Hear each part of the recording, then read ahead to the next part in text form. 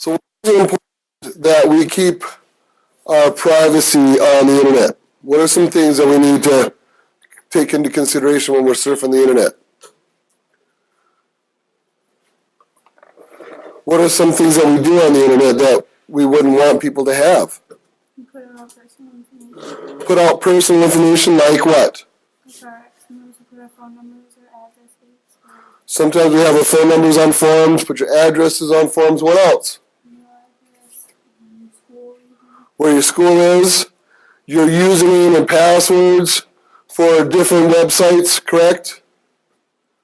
Do you want somebody to have your username and password for some of your websites? You want somebody to have your username and password for your iTunes account? Stuff like that? We don't want that. So what we need to do is make sure that we keep those things secure, right? Wipe out any traces of our internet activity. Also, especially if we're using like a public computer, if we're using a public computer, after we use it, we want to make sure we wipe it out, correct? How many people use a public computer in here? Everybody raise your hand because you're in my class.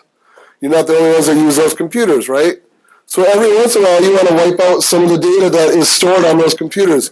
Remember, the other day there was a term that we use, that we call those files that are stored on the computer that have little bits. All right, Caleb, what was it? Cookies. That's right, they're called cookies. So first, I'd like to show you how to wipe out some cookies, all right? Hold on. Excuse the interruption, just a reminder, those students that are participating in the Mind Trackers field trip report to the Park Service entrance at this time. So everybody bring up, let's start with Internet Explorer. On Internet Explorer, we have several different things that we can do. The first thing that you can do is always surf in what they call the in private mode, okay? So when you're on Internet Explorer, if you hold down the Control key, the Shift key, and tap P, it will bring up a new window for you, or a new browser window that will put you in private mode. So hold down the Control, the Shift key, and tap P. Okay, and mine is a print screen because I have some different stuff on there, because I have Snagit on there. So I have to do it the long way, which is Tools, in Private Browsing. Okay? When in private browsing comes up, what you see up at the top, it says in private right next to it. You guys see that? Okay? And it says in private browsing helps prevent Internet Explorer from storing data about your browsing session. This includes temporary internet files, cookies, history, and other data. Toolbar and extensions are disabled by default. See help for more information. So what this does is it will automatically not store cookies. No matter what pages you go to, it will not store cookies for you. It will not store the temporary internet files. Downside to that is your surfing experience on some websites might be a little slower. You might have to keep putting your username and password in on different sites and you normally don't have to when you visit them. Reason for that is it's not keeping that stuff. Okay? So that's one way to prevent cookies from being stored on your computer. If you surf in private every time, it won't store that stuff on there. How many people knew that before today? A couple of you. All right. Now the rest of you know. So Control Shift P. All right. But what if you already have stuff stored on your computer? Go to the gear on Internet Explorer. Go to the gear up there, and actually I'm gonna enable my pen so I can do this from the board so you can see.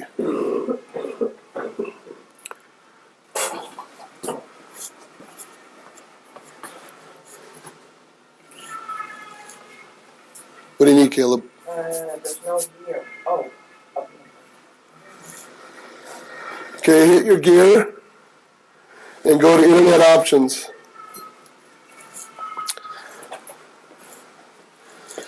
In Internet Options, you have the General tab, which has your home page. Where's yours set to? Mine's set to CLK Schools. Is that yours also? I believe that's the default for Internet Explorer. Then there's Startup. You can always start off with the home page or last session tabs, but the one we're concerned with is Browsing History. Browsing History, delete temporary files, history, cookies, saved passwords, and web form information. And you notice there's a little area for a check mark. And I have mine checked. So delete browsing history on exit. So every time I close down Internet Explorer, guess what happens? It wipes out those files automatically for me. Kind of a nice feature, isn't it? So if you don't have that check marked, you can have that check marked. Again, sometimes cookies are a convenience. Sometimes those temporary files are a convenience so that every time you go to the website, you don't have to log in and set it up the way you like it. However, it's a trade-off, isn't it? If you keep that stuff, then there could be information saved on your computer that could be used to track you. So you can also just hit delete right there. I usually go into settings, okay? Check for newer versions of stored pages. Every time I visit the web page is what I usually have checked at home or dotted at home, okay? That way, when I visit a web page, it'll look for a new version of it. If I never go to a web page again, it'll never bother to look for a new version. That helps speed it up a little bit. Disk space to use. Recommended is 50 to 250 megabytes. I set mine at 80. That's your temporary internet file size. You don't need it any bigger than 80 megabytes. If you're storing over 80 megabytes of file size, you're storing too much junk. I set mine to 80. Okay? And if you want to actually view the files that are in there, you can click on the View Files tab. And you can see, look at all the stuff that's stored in mine. Just from going to those few websites that I went to this morning, I have all this stuff stored in my temporary internet folder. There's cookies, there's pictures, there's a whole bunch of stuff in there. As a hacker, as somebody that would want to go around your security to find out information about you, this is a gold mine for me. Okay? So there's a couple things you can do. While you're in this temporary internet folder, you could do a Control-A to select everything in there. So if I go over here and I do a Control-A and I hit delete, I wipe it all out. Okay? Another thing that I could do, let me close this. I can also go over here and I can say delete. And I'll say, what do you want to know? Oh, I'm not responding. Because I didn't wait long enough for it to delete because I had so many things in there. Now I broke it. But you can see in here, if I delete my browsing history, I can do that manually by pressing that one button. I can delete my temporary internet files and website files, cookies and website data, history, download history, forum data, passwords, ActiveX filtering. I can delete all of it. So if I delete all of it, notice at the top though. Notice at the top, they kind of hit it, but not really. At the top, it says preserve favorites website data. So if you have something saved in your favorites area, look what it says it keeps. Keep cookies and temporary internet files that enable your favorite websites to retain preferences and display faster. Should I have that checked? If I really want to keep myself anonymous on the web, I should have that unchecked, right? Why would I want to keep the favorite stuff? Because it makes it convenient for me. However, my favorite pages are probably pages that I go to quite often, right? So I probably wouldn't want to keep that because that's probably going to have my username and password and stuff for those sites. So at home, I have that unchecked. Does that make sense? When you have all that stuff, just go ahead and hit delete, and it'll wipe it out for you. Okay? Again, if you have this check mark, it'll delete that stuff automatically for you when you close Internet Explorer. So I hit OK here. And then if I go over and I close Internet Explorer, that stuff gets wiped out for me. Okay? Next one, Chrome. Google Chrome. Everybody start up Google Chrome, please. Excuse me.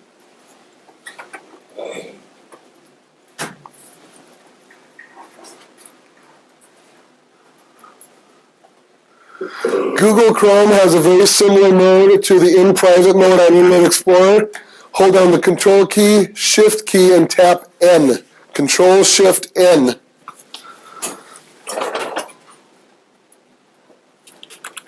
What do you get? This mode is called incognito. You have a little dude that looks like the private eye type guy up in the corner up here, right? It says you've gone incognito. Pages you view in incognito tabs won't stick around in your browser's history, cookie store, or search history after you close all of your incognito tabs. Any files you download or bookmarks you create will be kept.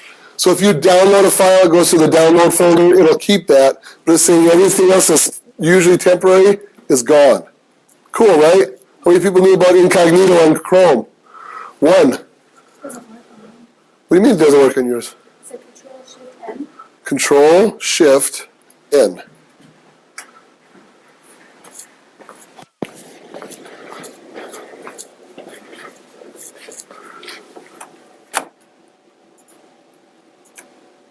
Try it now.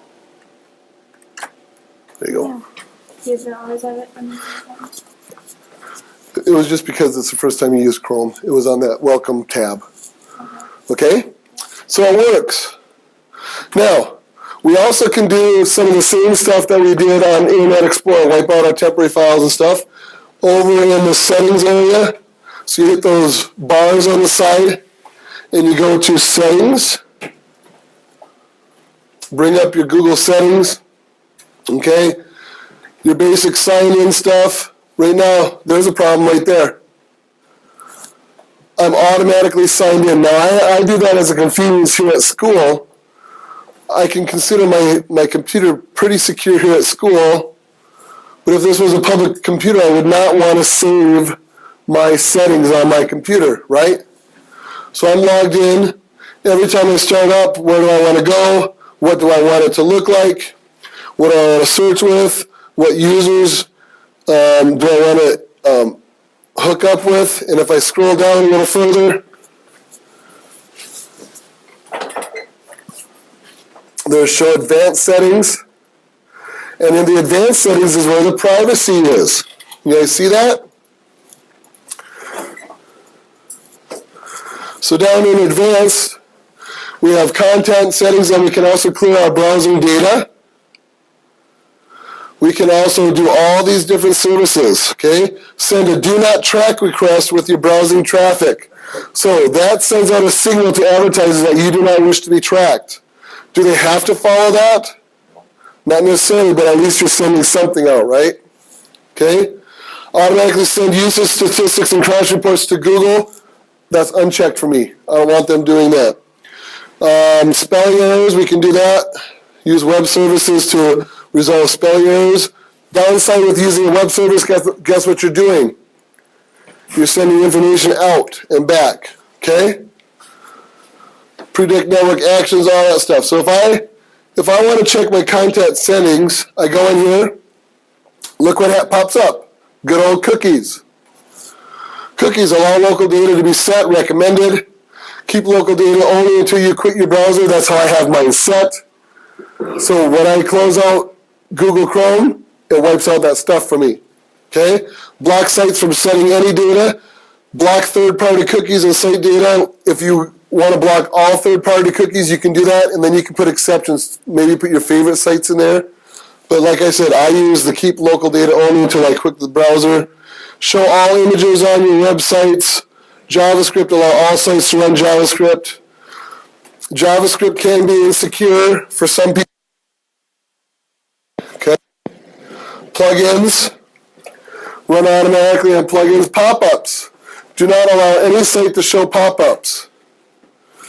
Okay? So I block all pop-ups. It'll ask me if I want to show it, and then if I don't want it to ask me on my favorite sites, I can manage my exception and say, allow all pop-ups from www.cokschools.org. Make sense? Okay? Location. Location is beginning to become a sensitive subject, isn't it? Allow sites to show desktop notifications, or locations, I'm sorry. Allow sites to track your physical location. Do you want that? It depends on what you're doing, though. Everybody says no, but what if you're doing a map quest or something and you want to get directions? Do you want them to be able to know where you're at? Well, you can type in the zip code too, right? Ask when sites try to track your physical location. That's what I said. That's the default, by the way. So they have to ask you, would you like the site to locate you? Sure. or don't allow any of them. So you can block it and say, only when I go to maps.google.com allow it to track me. Cool? And you can get the rest of the gist down there. These are all privacy settings, advanced stuff. Okay? Short of it, if I want to clear out my browsing data, I hit that button right there and it says, all right, clear browsing data, obliterate the following items from, and mine says the beginning of time. And what am I going to wipe out? All this stuff. I'll even wipe out content licenses. Okay? Clear browsing data, wipes it all out. No more cookies, no more tracks, nothing. Okay? Now, mine automatically does it at the end of every browsing session for me on Chrome. And you can see that I haven't cleaned it out today. I've been doing a lot of surfing and stuff when I got in this morning, so it's taken a little while to clear this thing out. Purposely. Okay? If you haven't done it, go ahead and do it now. And then once it clears it out, you guys probably won't have as much as me. When it clears it out, go to our webpage and see if it runs a little slower. And I'll pause the video for now while we're doing that. Now, an app that I would like to show you that does all this stuff for you, cleans out your stuff, that I use quite often, and it's free. It's called CCleaner. They have CCleaner for Mac, for Windows, for Linux, okay? And so if you just Google CCleaner, it's CCLEANER, you can find the download for it. And this handy little program, excuse me, does all the stuff that we did, and you can do it automatically. And there's a new version. I'm not going to download it now. But what we can do is, look at Internet Explorer. I want to wipe out all that stuff. I want to wipe out my Windows Explorer stuff. I want to wipe out my system folder. I want to wipe out some information from applications. I have Firefox installed here, which is another browser. I have Opera. I have Safari. I have Google Chrome. It'll wipe out all this stuff from these programs. So I'm going to analyze mine real quick. Okay? So right now, it's going to analyze all the different things that I have stored in all these different folders and see how much data it can wipe out for me. Okay? I have mine set to run at a certain time every day. And on my Mac at home, I kind of leave it on. I'm usually on it at 8 or 9 o'clock at night. So I have it set to run at 8 or 9 o'clock at night every day. And it wipes out stuff for me. And you can see on this computer, I haven't run this in a long time. It's taken a little while. Okay, this is totally free. They have a paid version that has some extra features on it if you want to pay for it. But I have not found that I needed those extra features. I'm not that kind of power user for the internet.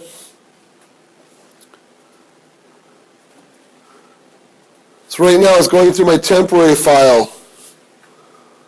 And it's checking out all the stuff that it can possibly delete. The nice thing is, it'll only delete stuff that's safe to delete. Does that make sense? Sometimes we try to go out there and get rid of stuff and we don't know really what we're doing. And we accidentally delete something that we really need for a program. That's not good, right? This will only delete stuff that's safe to delete from your computer. All this is about convenience, really. The stuff that it's deleting means, okay, you might have to go put in your password again for the website that you're going to, or you might have to tell it your location for a game that you're using, but that's no big deal. Okay? All right, so CCleaner is done, and we see that once I ran it, it removed 2.253 gigabytes of files, anywhere from temporary internet files, from Internet Explorer to old system files. It emptied the recycle bin for me, got rid of temporary files on my system, got rid of a whole bunch of different browser files that I don't need, got rid of extra files from my different applications that I'm running. Let's scroll down a little bit. Okay? So it did a really thorough job of getting rid of some of that stuff. The other things that it can do for you, there's a registry setting in here. Now, an average user doesn't need to mess with the registry, but what happens is, if you're one of those people that install software, maybe you install games, you try them for a while, then you uninstall them, or you try some programs for a while, then you uninstall them, what happens is you get files or file types that are registered in the registry that are no longer valid on your system. So what this can do is it can go through and get rid of some of that extra junk. And getting rid of some of that extra junk in the registry will actually help your system perform faster because it's not trying to find all these different file types and make accommodations for all these different file types, so it runs faster, okay? And then there's some generic tools that you can do in there. If you want to uninstall and you don't want to use this built-in Windows uninstall program, it has an uninstall built into this. Sometimes the Windows uninstall program won't uninstall some programs. If it finds a program on your computer, it usually can find the uninstall program for it, and it'll uninstall it for you.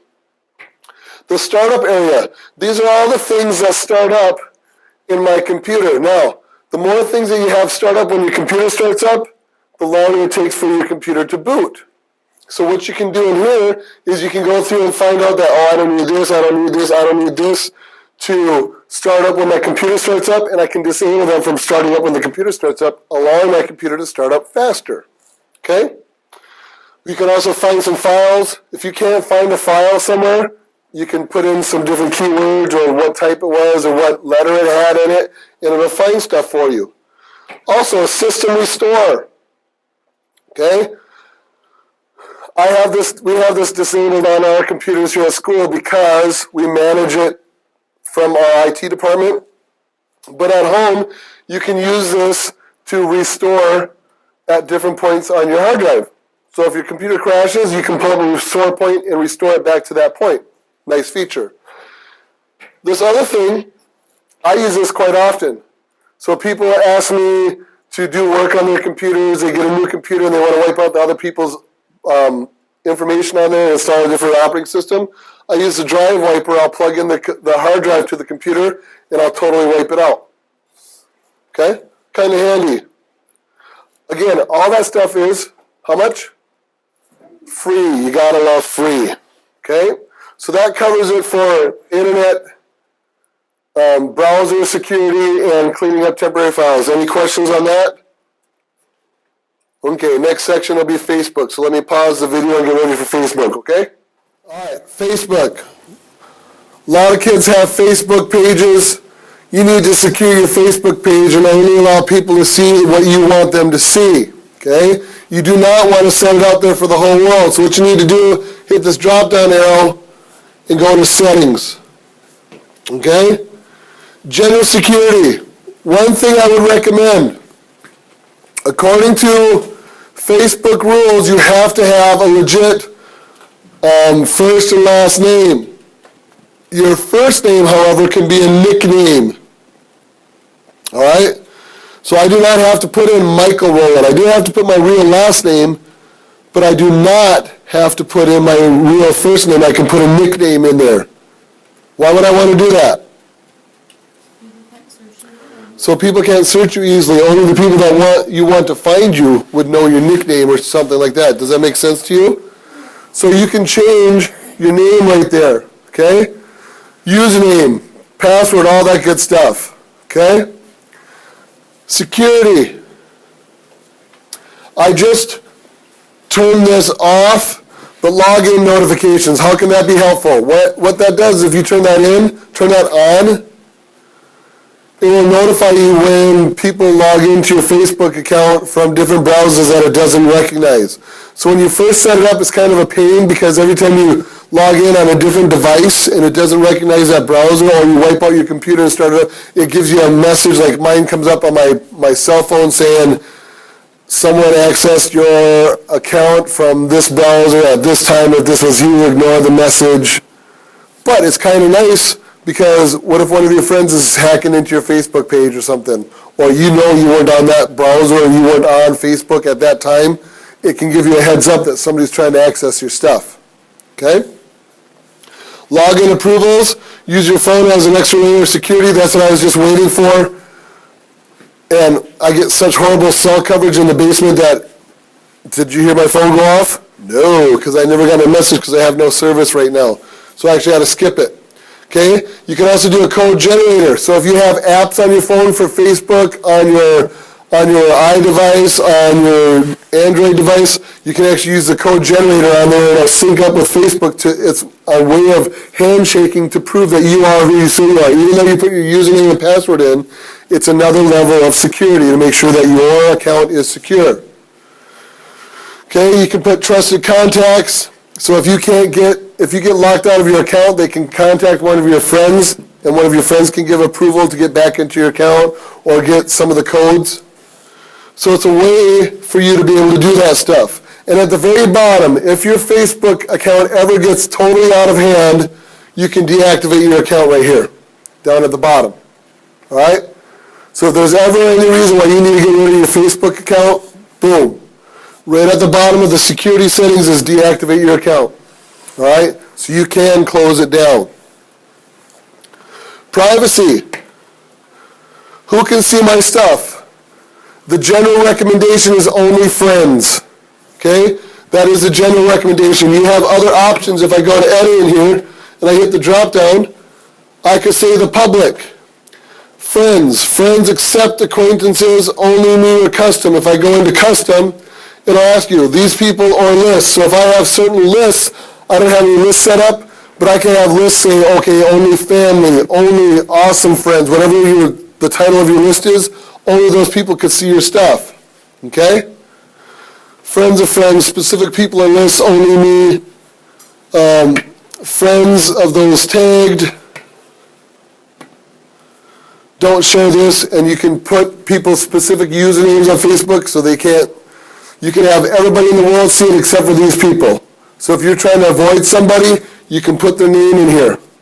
All right? Make sense? So you can block whoever you want. And I'm just going to go friends except acquaintances. Okay? Remember, this is the same setting you find right where you post. So anytime you post, you can also select who sees your posts individually. Okay? So if you post something that you want to have a little more security on, you can change it right there on the fly. Cool? And I'm going to close this. Review all your posts and things you're tagged in. You can use the activity log, check it out. Limit the audience for posts you've shared with friends or friends in the public, so you can limit your past posts. So as they change security settings, they had to put that in so you can block. Because when they changed the security settings, it all went public again, so everybody had to go back and they said, no, I don't want all my past posts to go fully public. So I blocked that. Who can send you a friend request? I put that to custom. You know why? Because when Candy Crush was getting really popular, I had a lot of people requesting to be my friend, and then I say, oh yeah, I remember you. And then they start asking me for lives and stuff from Candy Crush. So I finally went custom and said, only people that I invite can be friends with me. I don't take any outside friend requests. Okay? Whose messages do I want filtered in my inbox? And I have strict filtering turned on because I don't want to get all these messages from all these other people. Who can look me up? Who can look you up using the email address you provided? Only my friends. People can't search for me using the email address I provided unless they're already my friend. Okay? Who can look you up using your phone number? Only my friends. Do you want other search engines to link to your timeline? No. That's the recommendation. These are all the recommended settings to keep yourself private, by the way. Timeline and tagging. Who can post on your timeline? Me. Now, yes, that means that I can't get happy birthday wishes to my timeline from people. Bummer. It's my timeline. I want to have full control of my timeline. Okay? I want to review posts friends tag you in before they appear on your timeline. Yeah. If somebody tags me, they refer to me in a post, I want to approve it before it goes on my timeline. Make sense? Because if somebody's calling me a poo-poo head, I don't want it to automatically go on my timeline. I want to have the chance to say, no, it's not going on my timeline. Does it make sense to you? Who can see things on my timeline? Okay? And you can see what it looks like to other people. So friends accept acquaintances. If they're like friends of friends, nope. Who can see what others post on your timeline? Only me. Not the whole world, not my friends, just me. Okay? So if they do wish me happy birthday, only I see that on my timeline. Cool? Make sense? how can I manage tags people add and tagging suggestions? Before somebody tags you in a photo, you turn this on, you have to approve the tag before it goes on there. Remember we talked about inappropriate pictures? Somebody snaps a picture of you, they tag you in it. Before that tag goes live, you have to approve it. So you have a little bit more control over that. That's cool, right? That's a good thing. When you're tagged in a post, who do you want to add to the audience if they aren't already in it? Only me. Somebody tags you in a post, only add me in it so I can see it. Don't add all the other friends. Who sees tag suggestions with photos that look like you are uploaded? Nobody. Because Facebook has a form of face recognition, and if you upload a photo, it'll suggest people that it thinks is in that photo. If it thinks it's you, the only person that can approve that tag is you. Locked down nice and tight. This is how you preserve yourself. This is important stuff, okay? And blocking, same stuff. You can put a restricted list on there, block the people that you don't want seeing you on the World Wide Web, on Facebook, all that good stuff, okay? Pretty self-explanatory. There's a whole guide. If you go to the help section on Facebook and look up privacy settings, they have a whole video series, tutorials on how to do all this stuff. If you haven't ever messed with your settings and your privacy, I recommend that you do that. Okay? Give me some head shakes. You guys need to do it. If you have a Facebook page, this is very important. You need to make sure that your settings are appropriate for what you want to have out there in the world. Okay? Questions?